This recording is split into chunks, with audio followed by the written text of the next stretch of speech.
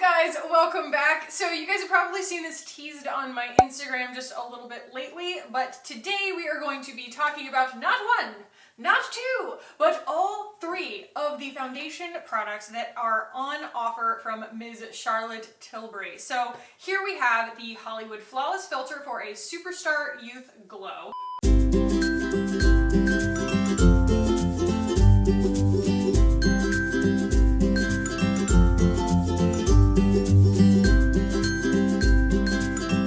We have the Light Wonder Youth Boosting Perfect Skin Foundation. She's got a lot of words in some of these.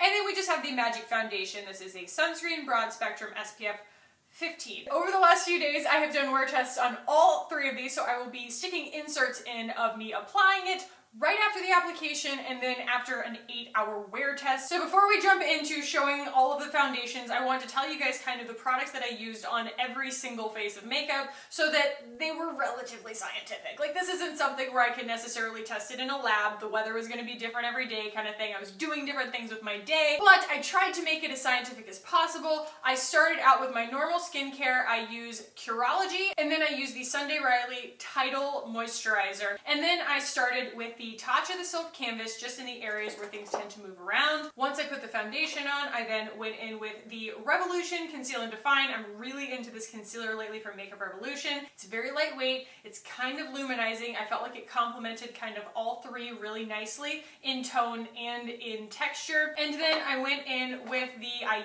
can finally talk about this, the Thrive Cosmetics Filtered Effects Soft Focus HD Setting Powder. After I put all of those on my face, I would then hit it with the Skindinavia, the makeup primer spray, so that it would all kind of set down, and then I would put all the rest of my makeup on top of it. I was using on top of it, in most cases, the Too Faced Pink Leopard, which is my go-to bronzer. I then used the Milani Baked Blush in Luminoso, and various highlighters and various eye situations. So those are the other skin products that were kind of interacting with these products as I was wear testing them, in case you guys want to bear that in mind. So we're going to start from lightest finish to sort of heaviest finish. So we will start with the Hollywood Flawless Filter for a Superstar Youth Glow. This is really interesting, actually, because I wasn't prepared for the fact that this almost isn't really a foundation. The word foundation is not mentioned on this bottle. It's just called a flawless filter. Filter isn't a makeup item, right? Like, that's not a thing in the makeup world. Like, you don't go buy a filter. So I didn't really know what to call this. It behaves a little bit more like a luminizing primer. I realized pretty quickly that a little goes a long way, and it makes your whole face shiny. It looks almost like when people put on the Farsali or anything like that, like those very iridescent primers that are supposed to kind of add luminosity underneath a foundation. However, this doesn't really behave like a primer. It doesn't have any kind of stickiness to it. It doesn't feel very secure on the skin, and when it powders down, it kind of starts to move around a little bit. I would say that this had the least fidelity over the course of the day. It is definitely like a pretty photographable texture for your skin, but this by no means has coverage or acts like a long wear foundation. This has probably the least wear time of any of them. It's more of kind of a beachy glow to me, and it is very much that like Charlotte Tilbury glow that we all think is so beautiful and that you see in all of her videos and all of her photographs. But it doesn't really last all day. I'm gonna be honest, like, if any of you guys know how to make this product last better, let me know. But to me, it just kind of started to betray me pretty quickly. Like, it really, I don't have oily skin, I actually have dry skin, and it made my skin feel like I had an oily complexion because it kind of made things start to break up in places that I wouldn't have expected it to so early in the day. That said, once it kind of settled in and wore in a little bit, it didn't get worse over the course of the day. It just kind of like degraded in the first couple of hours and then kind of just stayed meh over the course of the day. And so I tried to kind of show that in my final check-in because it didn't really settle into lines or anything like that because it doesn't have a ton of pigment to it. It just has a lot of iridescence to it. So keep that in mind when you're thinking about buying this product, because this is like, it's very easy to confuse this with a foundation, and I don't really think it's a foundation. I'm not really sure what it is, but it's not a foundation. They all come in different shades, which is kind of interesting. So I'm not the same shade in all of them. For the Flawless Filter, I am in number 2. So there is a shade to it. I just don't really think it matters that much. So I'm in shade 2 in that. I am shade 3 in this, the Light Wonder, and in the Magic Foundation, I'm a 3.5. And I'm not sure that they all were like the perfect match. I did go to the counter and to get matched, but at the same time, like, I think like some of these went a little darker over the course of the day.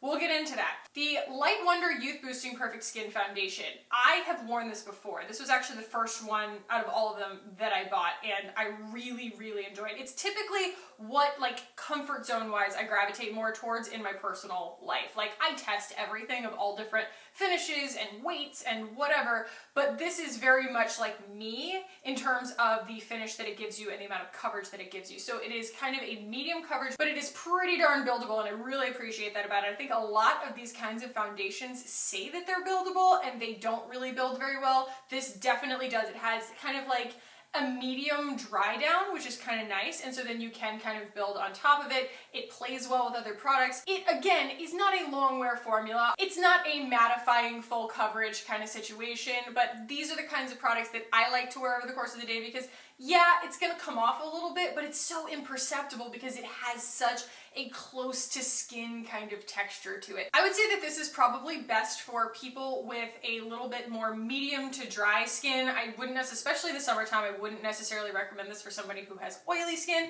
Not because it's an oily foundation, but because it's so dewy, it might not necessarily agree with you. You might end up powdering more than you're comfortable with, but I found that this worked really nice with kind of the dewy skin finish that I like to achieve. And finally, we have her Magic Foundation. I feel like all of the titles of her products are claiming a lot without really having to like actually claim a lot, but calling something magic, like that's a big claim. I wouldn't necessarily call this magic. It's a very pretty foundation.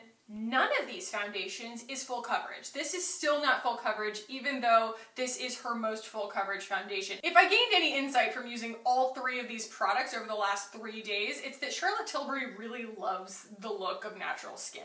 And so even though this is her most full coverage foundation, it still is very natural looking and it still has a very skin-like finish and it doesn't cover all my freckles or anything like that. It does, however, over the course of the day wear slightly more matte, and it does cooperate better from a buildability perspective. You can get more coverage out of it. It does cooperate better with other products. You can build more pigment on top of it more easily because it is just more of a just slightly heavier weight foundation. And I think that for those of us who are more used to a full coverage foundation, this could be a really good kind of like middle ground for you if you're trying to sort of move away from that just like full mask of makeup, because this blends really nicely. I think I probably should have gone 3 instead of 3.5 though, because it was a little bit dark and it kind of started to oxidize on me. So perhaps 3 is the shade of life for all of these for me. I was very impressed with this. I still wouldn't call it a long wear formula. There are things that I could do probably to make it wear even longer. It might be better in the winter time. I did like that it didn't dry out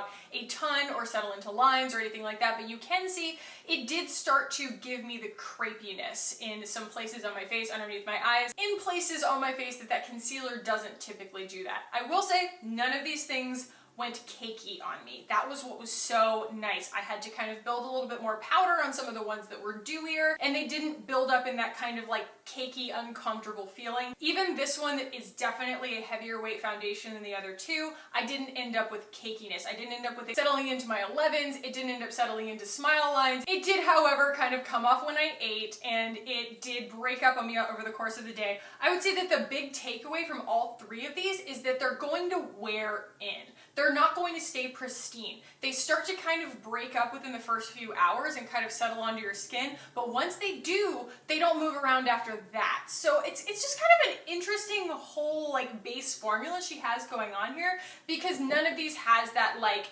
full coverage, high fidelity, stay all day, weatherproof, waterproof, life-proof kind of feeling to them. So I think that if I had to rank them, I would obviously start with Light Wonder. That's going to be the number 1. It's my personal preference, but I also think that it kind of is like the Goldilocks, where I ended up with the level of coverage that I liked, the finish that I liked, and the wearability time that I thought was the most reasonable. And then I would probably go with Magic under that. I think that this is going to be more of a winter foundation. I think this is going to be beautiful in the winter. It is hydrating. It does have a little bit of SPF in it.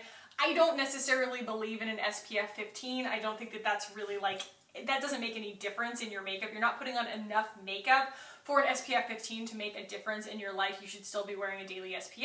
I recommend the Glossier. It's what I wear every day. This is definitely not a bad foundation by any means. I would give this guy a 9 out of 10. I would give this guy an 8 out of 10. I fully believe that there is some beautiful application of this product. It's an unbelievably gorgeous product on the skin, the Flawless Filter. I just haven't mastered it yet. I would really love you guys' input on what is supposed to happen here. Because I put it on my skin, I put the concealer on top, I powdered it lightly, I tried to put product on top of it, it moves around, it comes off easily, it's not a primer. Okay, so do I mix it in with other stuff? Like, would that be worth trying? Or is it actually just supposed to be worn like on its own and I wore way too much of it? Like, just let me know, because it is so gorgeous. It is the most, I've never seen a product like this before that isn't just a luminizing primer. I don't know, like, you guys tell me, like, what is this for? Maybe I need to go watch a bunch of tutorials on it. I don't like to go and watch other people's tutorials before I review things, because then I feel like it kind of skews my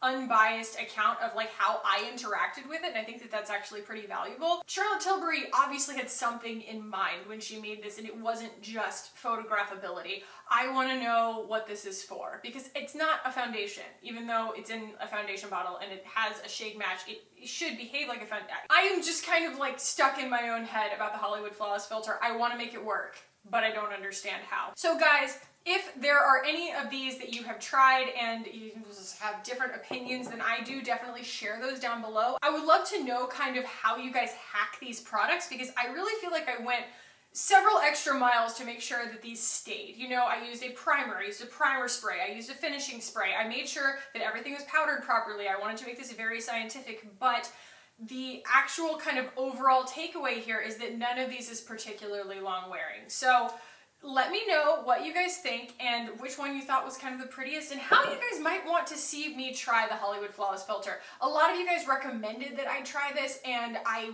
wanted to, and now that I have, I kind of want to know more. Like, I'm intrigued. I want to master this product. So I hope that this was helpful for you guys to kind of demystify her products. If it was, go ahead and give this video a thumbs up. If you guys want to keep hanging out with me on this channel, hit the button down below and subscribe. I would love it if you did. And also, if there are any other kind of lines that you want to help sort of decipher the difference between each of their products that kind of all seem sort of nuanced, let me know. I will do another one of these kind of like all-in-one wear test sort of videos. This was fun for me, so thank you guys so freaking much for watching. I love you so much, and I will see you in the next one.